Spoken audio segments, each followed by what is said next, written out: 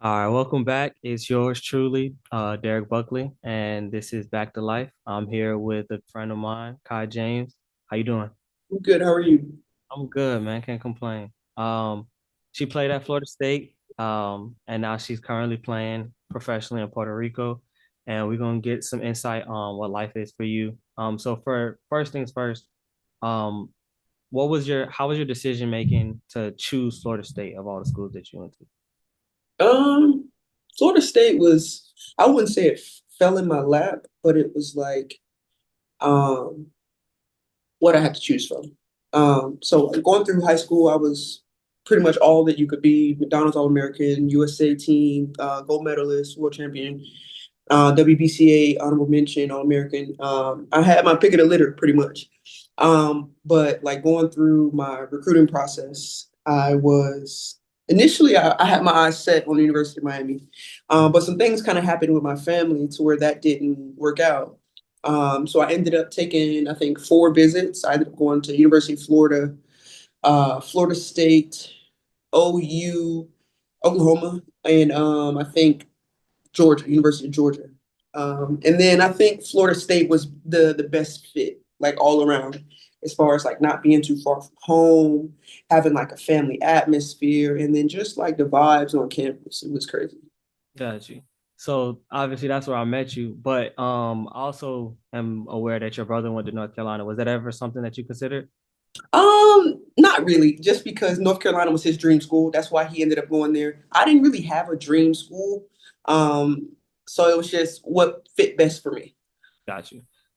Which coach for you was like the heaviest in your recruitment? Honestly, I would say there's two. One from my AAU team. Right now, he's the associate head coach for the University of Miami, Fitzroy Anthony. But then when I got to Florida State, it was Ron Huey. I think right now he's an assistant coach at UVA. Man, that's my homie, man. He was there. He pretty much recruited me through my whole recruiting process, and that was him being who he was and like kind of like embracing me and helping me walk through the journey. It meant so much to me, which is why I committed to Florida State. Okay, so I know for me when I was there, Ron wasn't there. Mm. So for you, did that ever like adjust the way you were thinking about it, or like were you ever considering like I'm gonna get out of here? Yeah, it definitely because he left after my freshman year. And for me, it's like I'm almost loyal to a fault. So when I chose Florida State, I was gonna ride it out my 4 years. Like looking back on it, I might have made some different decisions, but I definitely enjoyed my 4 years at Florida State. Got you. Yeah, no, I loved it. Listen, when I got to go and work with y'all, I definitely had fun. Y'all Yeah, definitely it's still fun. I still go out there, check out Coach Brook, and we'll listen to everybody out there. yeah. They're good people, man. Have you been able to go back since graduating? I lived in Tally one summer, I think 22, maybe or 21. I had moved back to Tallahassee for a summer, and I was there using the facilities, working out and things like that, hanging around the team. So yeah, it's like family, bro. So obviously, natural progression for any athlete is you want to go to the professional ranks, and for you, you did get drafted. Can you talk a little bit about that process and like what it is transitioning from being a college athlete to a pro, and then the W specifically? Yeah. The W, it's kind of crazy. Like if you know my story, it's a really crazy story. Going through college, I didn't play much. I think I averaged like 11 minutes per game. Like my senior year, I think I had probably like 18, 19 DNPs. Like did not play for those who don't know. And then for me to look up on draft night and see my name on the draft board, it was like surreal almost. But I think a lot that what helped me is I got invited to the WBCA convention out in Dallas in 2017. And I just randomly heard about a draft combine that was going on out there. And like last minute, I was just like, all right, why not? Let me go do it and see what happens. Because they said it with all the GMs would be there. So I went and I ended up getting like MVP at a combine and it just worked out that way. New York ended up drafting me 33 overall. Mm. So you get drafted. Again, I know for the common person, they think you get drafted and it's just like, all right, you're on the team because they drafted you.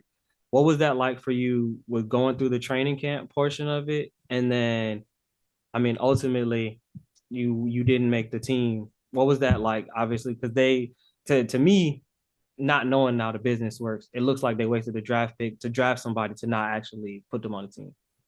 I think the W is, like you said, it's a business, so it's kind of like which pieces help progress the business better.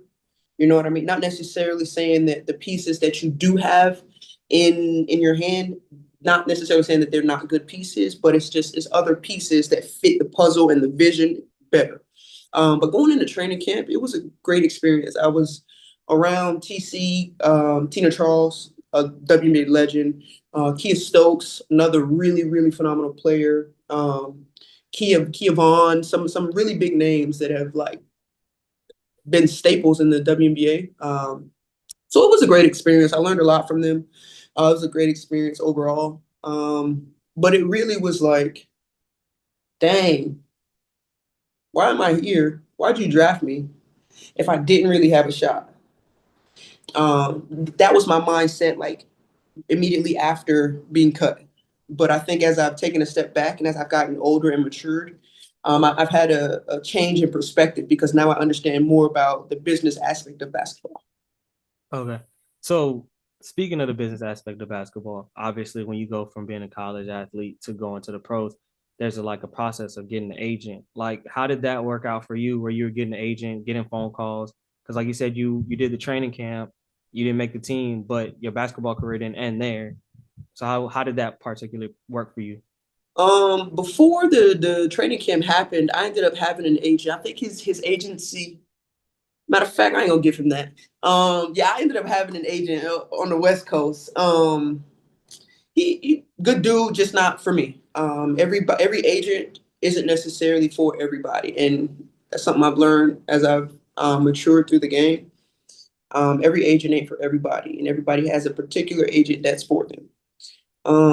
But after I ended up signing with him, he ended up, I guess, communicating with the team, and they ended up bringing me in, drafting me. And after that, he ended up getting me a contract. My first contract was to Belarus.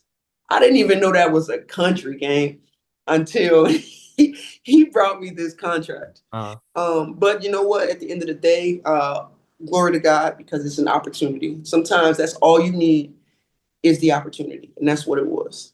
got you.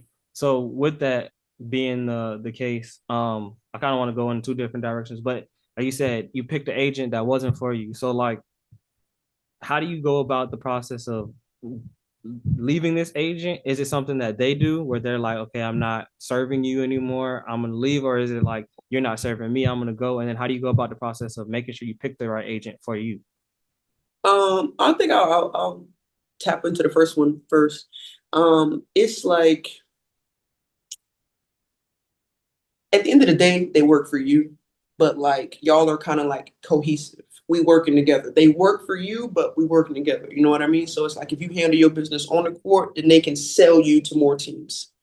But then once I realized that he wasn't for me, it's really just at that point, it was just as simple as, hey, this isn't going to work out, and you ended up sending him a like a physical email saying, like, just officially saying that this isn't going to work out. I want to part ways. Thank you for your service, and then that's it. But then I ended up going through maybe another 2 to 3 agents before I got with my guy now. Fabio, that's my guy. He's a really good agent. He's pretty well known in the W. He's got quite a few different WNBA players, and a lot of like EuroLeague players also.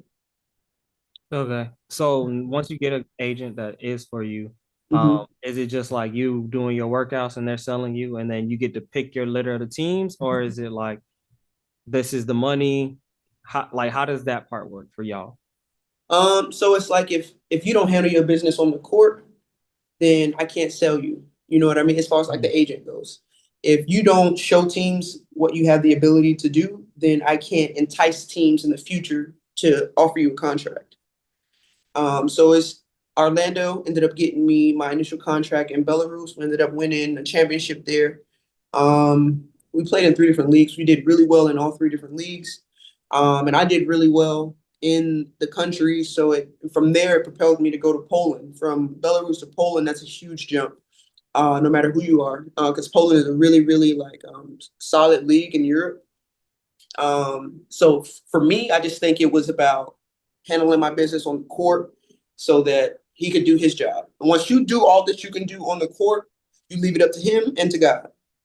Gotcha. So last piece on doing what you gotta do on the court. Is it like an individual production or is it team production or is it both? Nah. One thing I've learned is at the end of the day, you gonna sign a contract with your name on it. So yeah, you do want to play good basketball because moving the basketball, making the extra pass, that's how you win. And the further you go into like the playoffs and into the league, then the more eyes that are on you because they're not watching as many teams play. You feel me?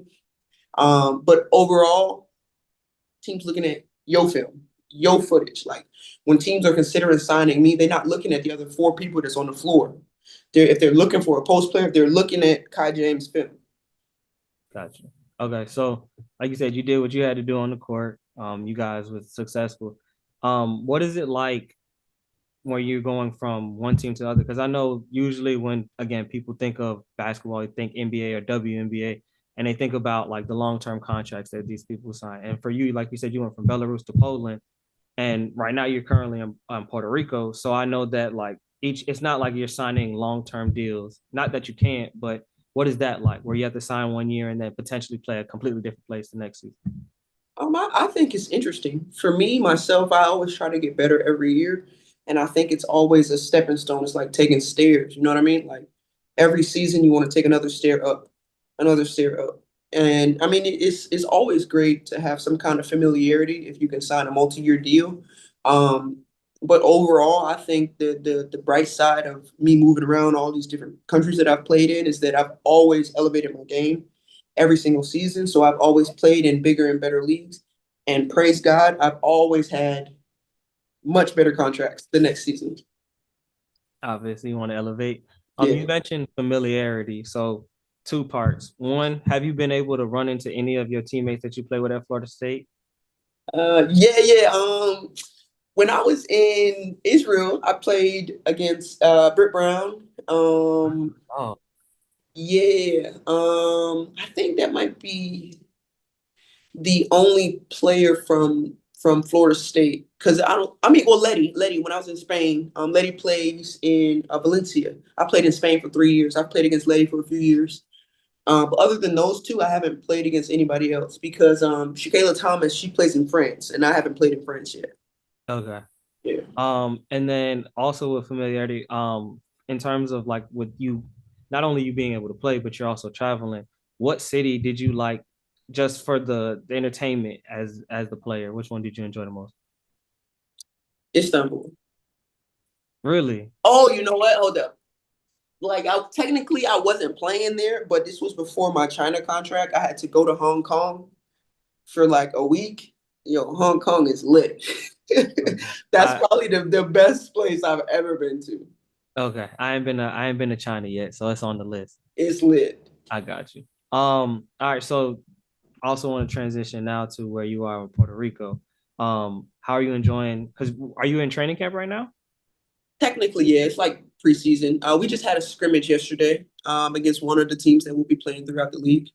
Got you. And so for training camp for y'all, like what is that part like? Is it where you're doing individual workouts or is it like all team stuff?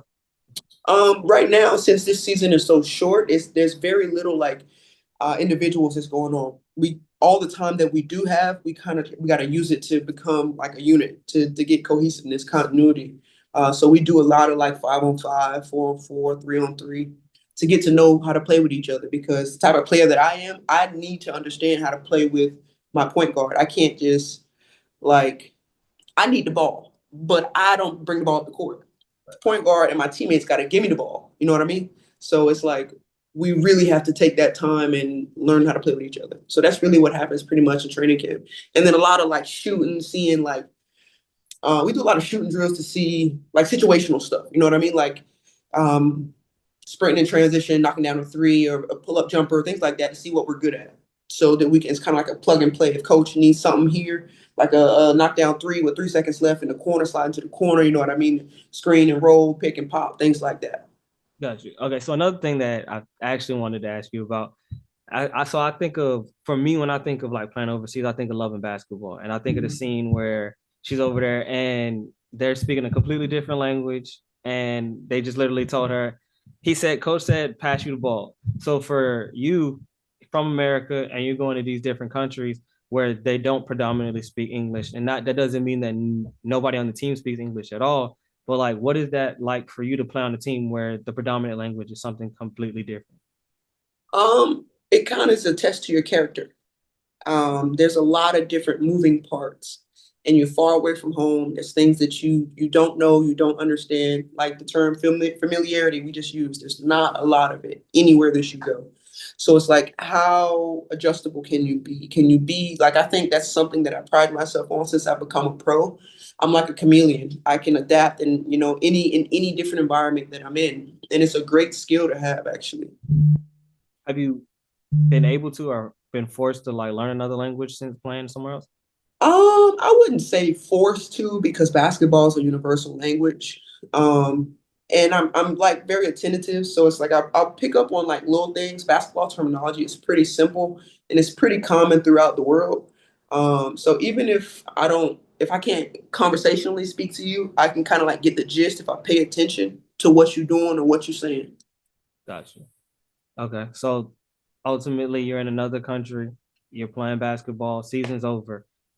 How does that go and work for you where you gotta come back when the season? Uh, well, at the end of the season, I pretty much pack up my apartment, say my goodbyes, and I'm out.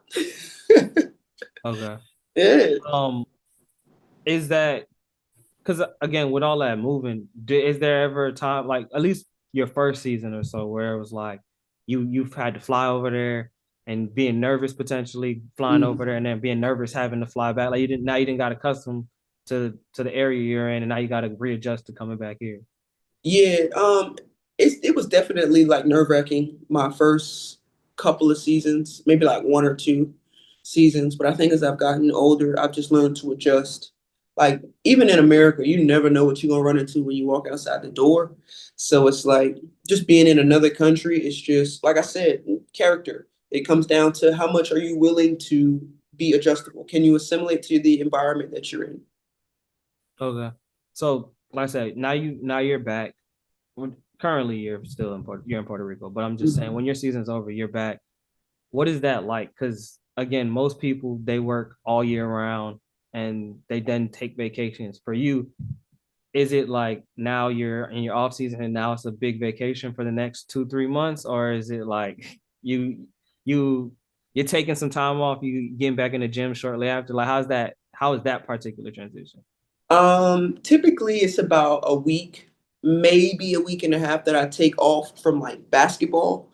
And then I get right back to it because it's like the progression. Every single year you want to get better. And then when you step into these new environments, you don't want to look like you're out of place. So if your contract, your quote unquote league has gotten better, then you as a player have to also be able to show that you've gotten better in the time from the last time they saw you play to the time where you're walking into training camp.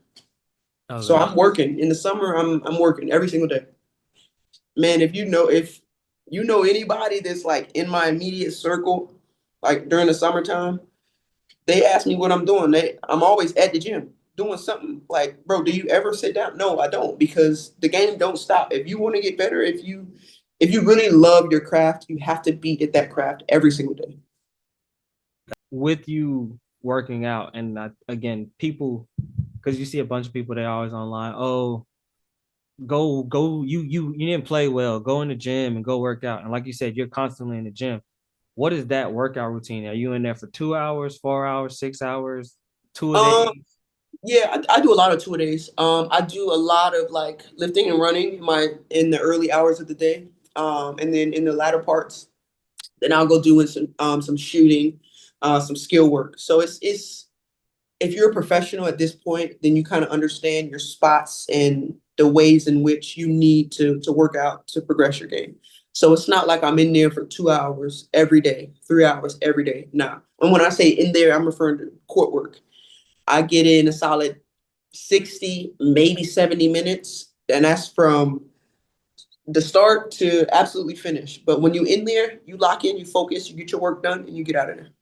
Got you. So are you a person that goes game speed with everything that you're doing workout wise? Absolutely, absolutely. So there's a point to where it's like you kind of like when you're learning a certain like move, like when you're trying to add certain things to your game, certain like footworks and different things like that, you kind of got to get the gist of it down. So it's like you do it slow until you figure out, oh, this is how it goes, this is what it feels like, and then at that point, after your body has adjusted to it, then your mind clicks in, and the professional when you clicks in, it's like, all right, this is game speed. Now imagine that there's a defender there, and how are you going to adjust and things like that.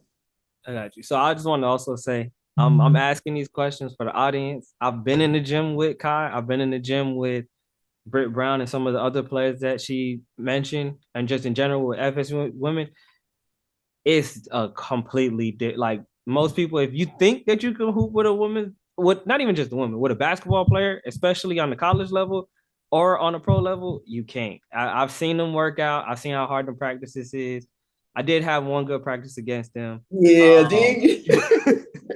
but no, it's really hard. Like it's really hard. And not only like you're saying with the doing things game speed and the working out, how hard the coaches are on them. Like people only just see the production on the court on the in terms of the games. They don't see all the stuff y'all got to do in practice and then training camp and preparing for the season. Like I was there watching y'all doing the sprints. I was like, yeah, if I thought I could play college ball, it's not a thing. It ain't happening. It's just a test to see how bad you really want it. Yeah, I wouldn't have wanted it that bad. I watched y'all and I was like, I felt bad for y'all, so I could only imagine what y'all was dealing with.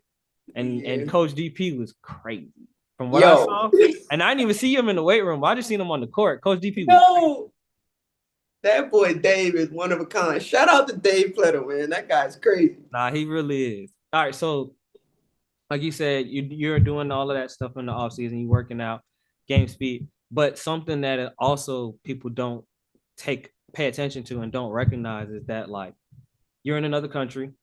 You're not 10, you probably aren't getting paid in US dollars. So you have to take the money that you made over there and bring it over here. Not so much I want to know how much you make. I don't want to know that at all. But how is it uh transferring the money, and then how is it trying to budget? Or maybe I don't know, you maybe don't have to, but you go from over there. What is it like living over there with the money that you make and then having to come here and then live off the said money while you're back here and not working, quote unquote. Well, for me, it's a little different, but I'm gonna give you two different perspectives because I'm kind of like a tweener. I'm not a W player where it's the quarter mil, half a mil seasons overseas, but I'm also not I make better than five figures a month overseas. So it's like I don't necessarily like that. Let's just say there's a lot of players that don't really make what I make, so they do really have to budget and things like that, and life is really difficult. But for me, praise God, like every season I've gotten better and I've gotten better contracts. So I don't really I live my life the way I want to because I work really hard.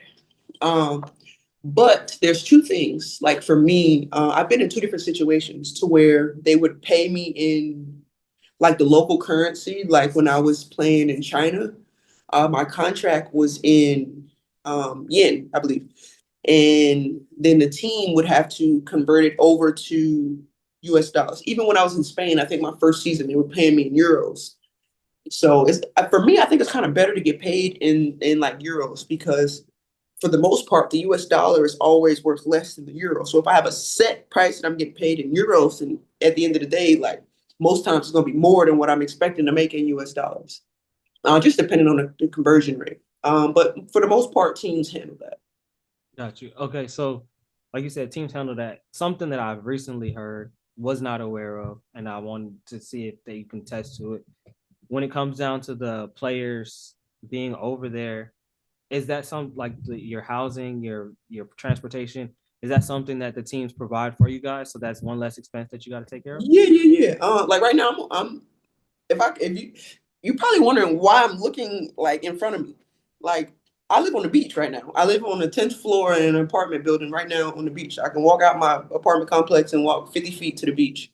I got a car, and they pay for everything. I don't pay for anything. I literally just show up, play basketball, and win games.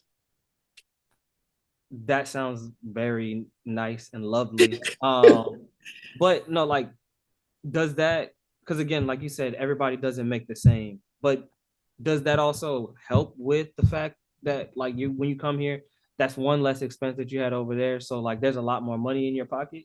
Yeah, for sure. I mean, because as you know, in America, it's like it's expensive to live, man. That's a big portion of the money that you make.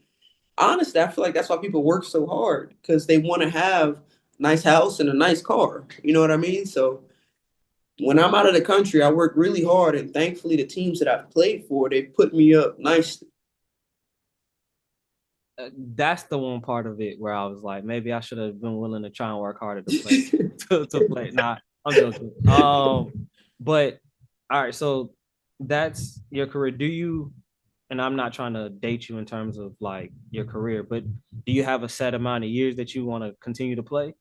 Um, so this is the start of year 9 for me. I think whenever God tells me to put the ball down, like Okay. whatever I've yet to find what my calling is as far as like I understand that there's certain things that I'm good at. Like I know that I have the ability to reach and connect people, connect with people. But whenever God opens the door for me and tells me that that's where He wants me to go, I'm gonna keep playing the game of basketball. Got you. Granted, like you say, you're not sure exactly what that door is. Have you considered, because again, basketball is a short span of time. Like usually people, again, you're thinking of what the W and the NBA they're doing.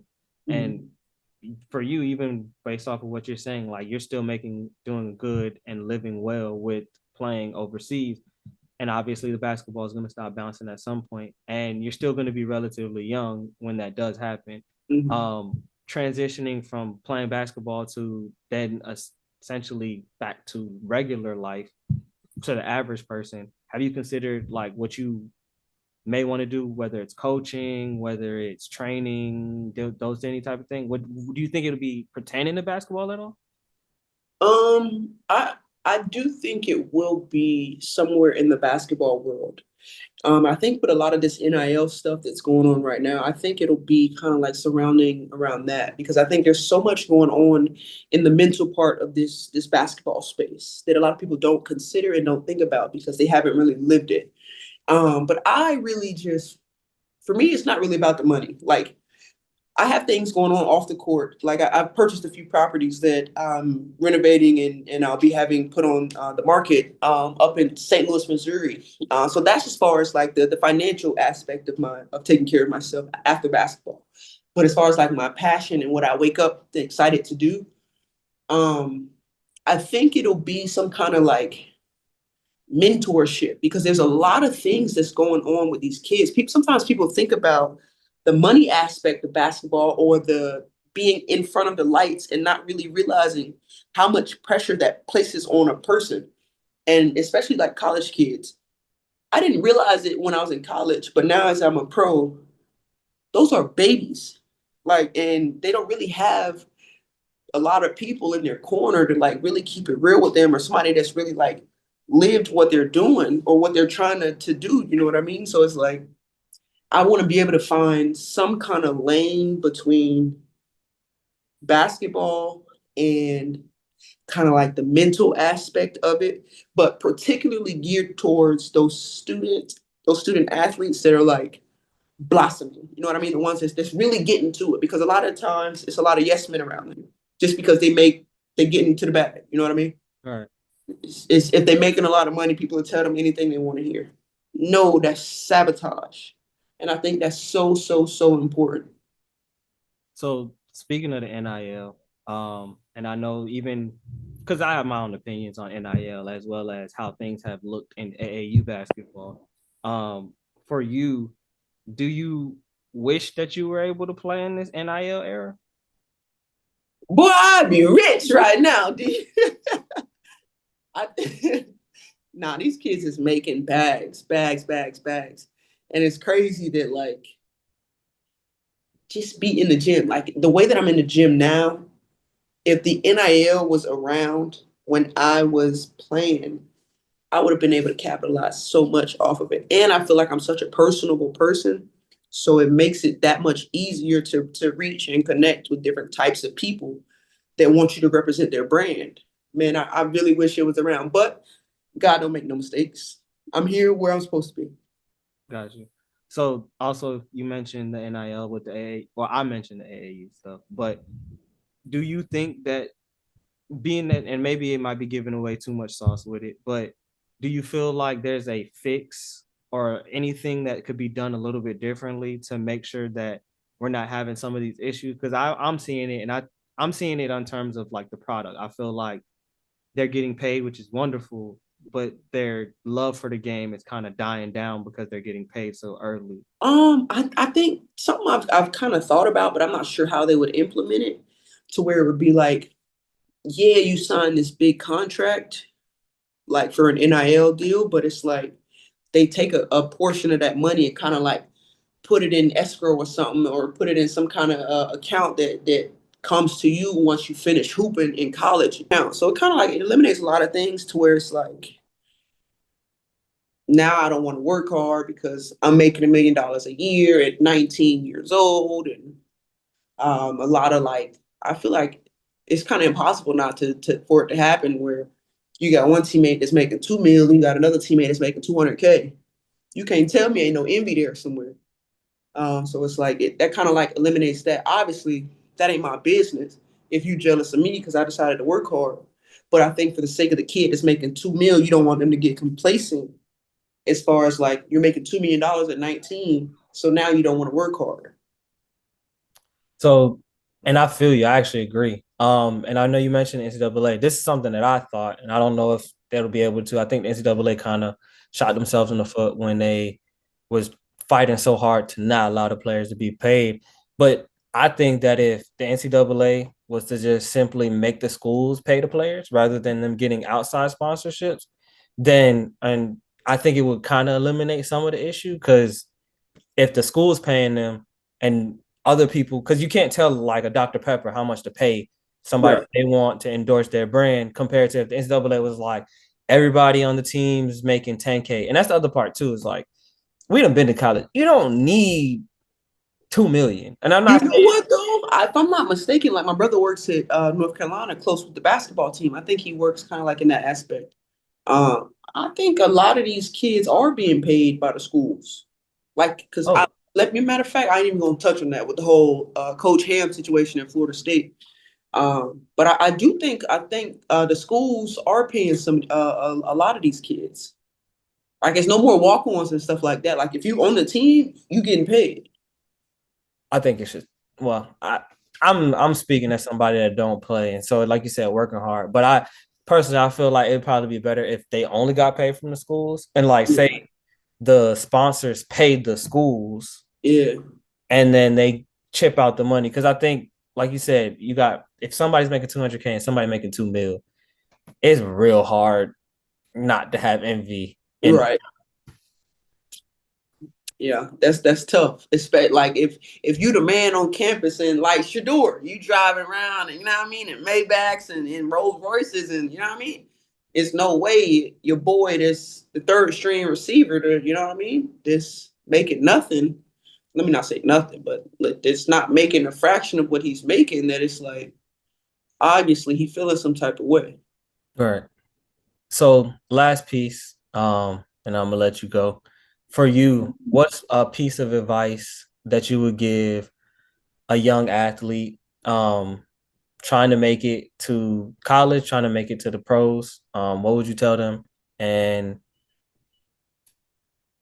like I kind of want you to speak on the work ethic, if that, or just like the characteristics that would help you be successful. I would say that you can't chase perfection, but you can damn sure pursue excellence every day. So no matter what it is, if you were a punter, man, you better be out there kicking 300 balls a day. If you a goalie, You gotta be, you know what I mean, on your job, working, blocking balls every day. You in the gym, if like something I didn't really like understand in college that I really understand now as a pro, it's somebody out here every day that's working to take your job from you. Every day, gang, every day. So it's like if you're not in the gym working, what you think you're supposed to get, what you think the world owes you, the game owes you, it don't. Don't nobody owe you nothing. Every day rent is due. And in order to pay your rent, you got to get in the gym and work. I love it. I love it. I appreciate you, Kai. No doubt.